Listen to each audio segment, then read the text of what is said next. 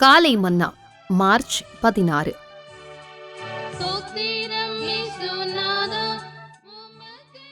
பக்தி விருத்தி உண்டாக்கும் நாவு அவனவனுக்கு இன்னின்னபடி உத்தரவு சொல்ல வேண்டுமென்று நீங்கள் அறியும்படிக்கு உங்கள் வசனம் எப்பொழுதும் கிருபை பொருந்தினதாயும் உப்பால் சாரமேறினதாயும் இருப்பதாக.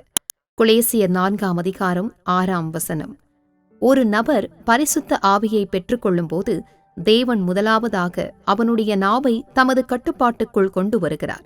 அவர்கள் எல்லோரும் பரிசுத்த ஆவியினாலே நிரப்பப்பட்டு வெவ்வேறு பாஷைகளிலே பேசத் தொடங்கினார்கள். அந்நிய பாஷையில் பேசுகிறவன் தனக்கே பக்தி விருந்து உண்டாக பேசுகிறான்.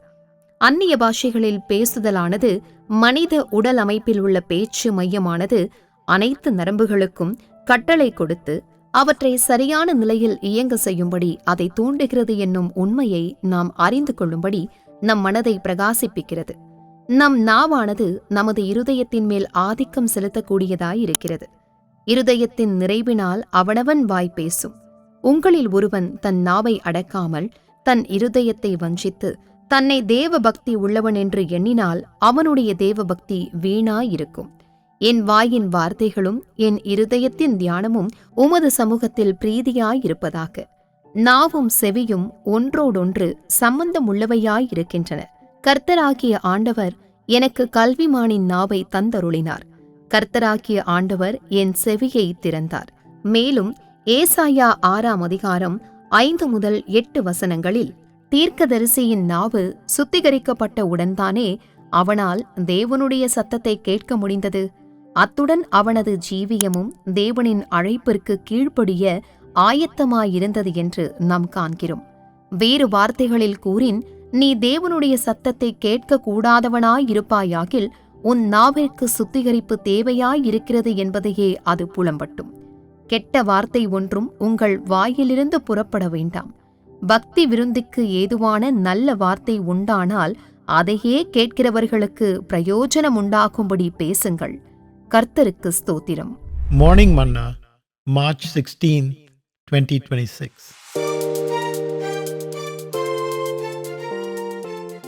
The edifying tongue. When a person receives the Holy Spirit, God takes control of the tongue first. They were all filled with the Holy Ghost and began to speak with other tongues. Acts chapter 2, verse 4. Of the experience of speaking in unknown tongues, St. Paul writes, "He that speaketh in an unknown tongue edifieth himself." 1 Corinthians chapter 14, verse 4. This enlightens us to the fact that speaking in unknown tongues animates the speech center to instruct all the nerves in the right disposition. Our tongue has an influence on our heart. Of the abundance of the heart, his mouth speaketh. Luke chapter 6, verse 45. If any man among you seem to be religious, and bridleth not his tongue, but deceiveth his own heart, this man's religion is vain. James chapter 1, verse 26. Let the words of my mouth and the meditation of my heart be acceptable in thy sight, O Lord. Psalm chapter 19, verse 14. The tongue and the ear are connected too.